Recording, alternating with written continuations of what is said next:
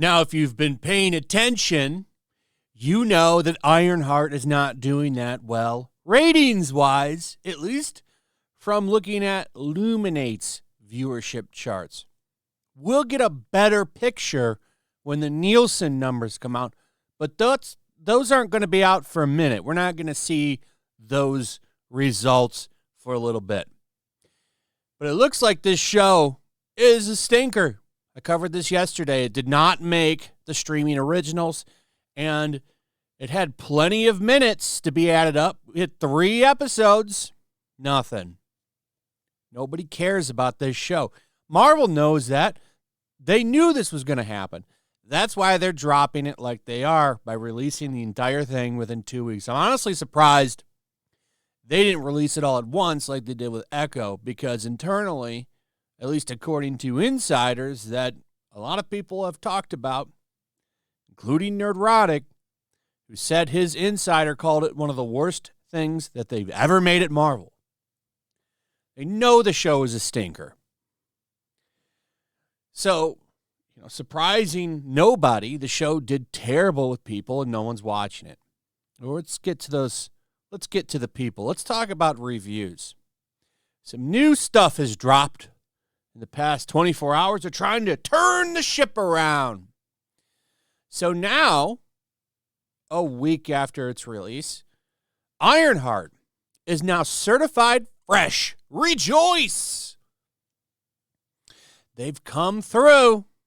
In fact, now, Ironheart is the 3rd highest rated MCU project of Phase 5 on Rotten Tomatoes. What is Phase 5, by the way? What's the difference between Phases 4 and 5?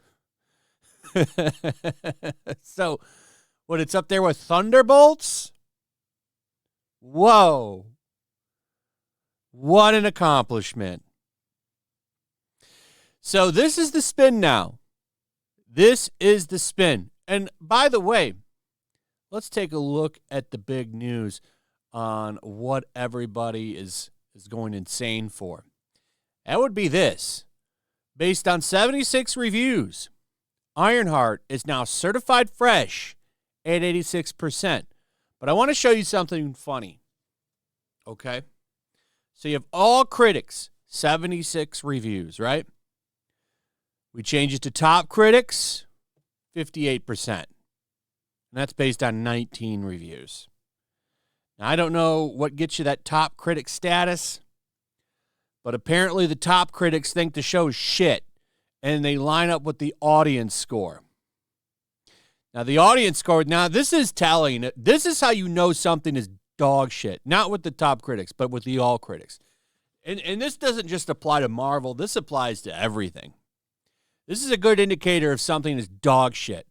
If you've got all the LA critics rallying to get something up to a high score, but the audience score is low, you know it's fake dog shit.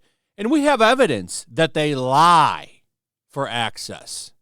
Everybody in our industry occasionally has to play softball, occasionally has to, look the other way a little bit. Everybody has to do it. Wait, returning what? Like a movie in the sense that, or? I hated a movie, but I won't say that I hated the movie. Or an actor behaved a sort of way and you don't want to, put it out there that happened. Right, because you might not get the next review, right. Next gig. So to some degree, everybody in our industry that is a part of this quote-unquote access media has to sort of decide which battles they want to pick. How do you trust a critic like that? Well, I want to keep getting access, so I'll just lie and say it's good. How do I take you seriously as a critic? Now, these top critics, they always end up a little bit more honest. Because I believe this, you have 58% critics and then 55% audience. That makes sense. And keep in mind, they apparently, right? I don't have definitive proof of it, but there's a claim that they went and kind of tucked up this audience score a little bit because it was higher. It was a little bit higher last week, and maybe just more people have watched it now. and it's bombed. It actually lines up with IMDb and Metacritic. If you go and you take a look at the audience scores over there, it all kind of aligns. So maybe the show is just shit. I mean, it lines pretty well up with 4 and 5, phases 4 and 5 at Marvel. I don't know what the difference between 4 and 5 is. It's all been shit since Endgame, so I just like to call it all phase shit. But this is where we're at now. This is the new cope. This is it. So just forget about that audience score. Don't look at it. It's fake. It's fake. It's review bombing. Trust the critics. Trust them. They would never steer you the wrong way. Critics got some shitty taste, I'm going to tell you. I don't believe anything they say. I can't take them serious. And what's funny is a lot of these positive scores give it a positive score because it's diverse and shit. Like that is not the indicator of a good story. I'm sorry. The story is what makes a good story, not a drag character. There are reviews out there that literally say, I liked it because of the diversity. And that's why they gave it a positive review. Like this one. With stunning CGI, a talented cast, and a compelling story that is so black girl and so Chicago and so, well, heart. Ironheart is up there with the best of the Marvel shows. That's exactly what I'm talking about right there.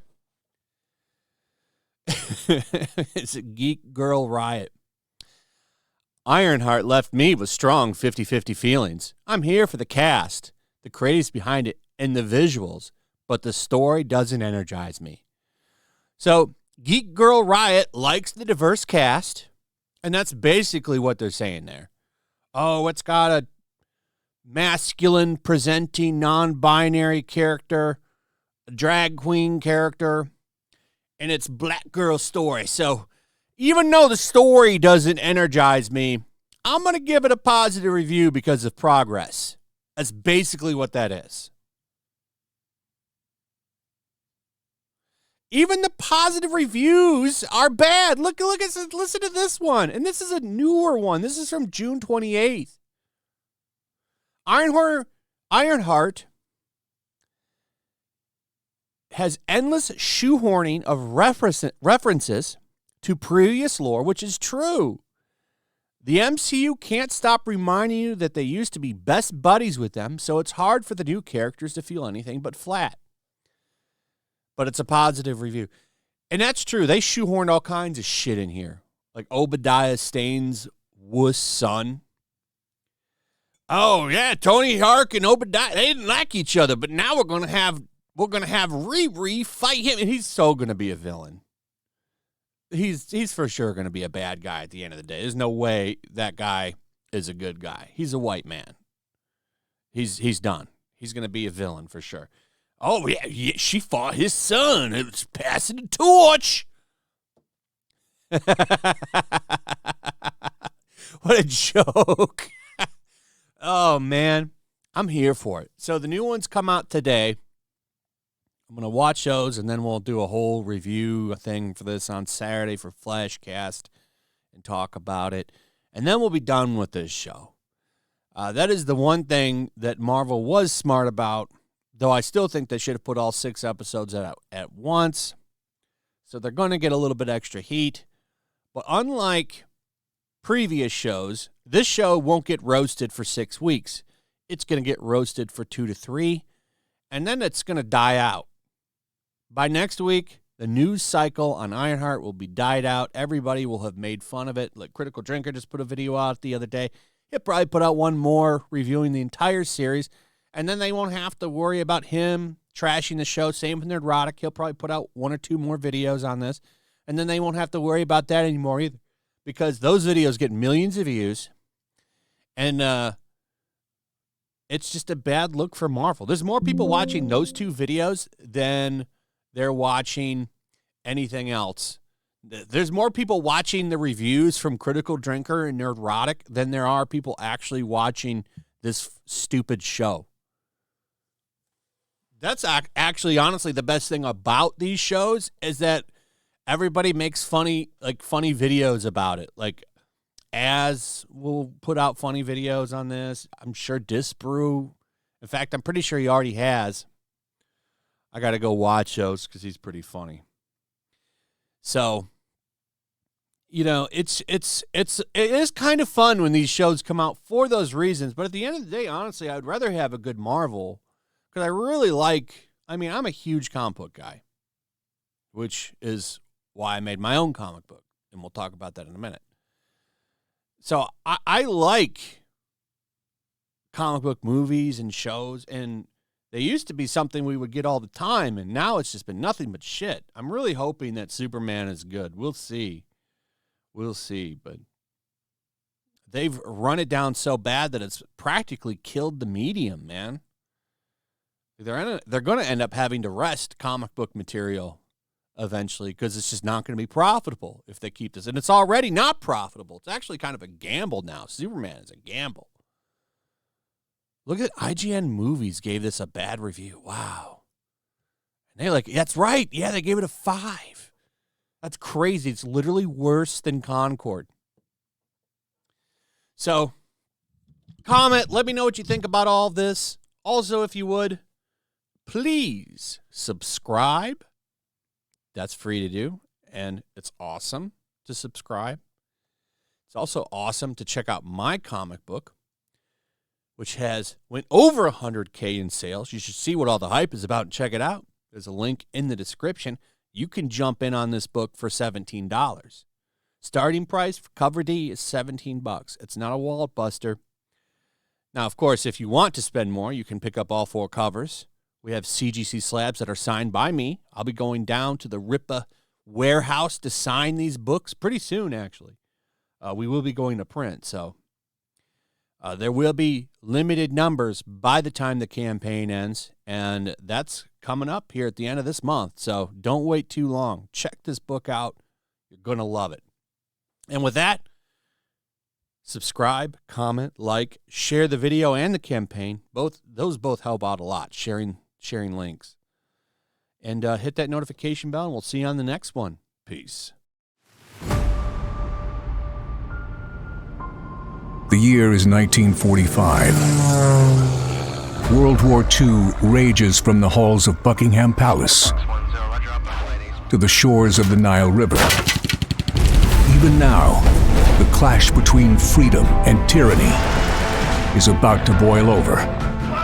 Somewhere in North Africa, 2 American flyboys are soaring high on a reconnaissance mission, searching for clues to a peculiar new obsession, with the occult gripping the Nazi high command.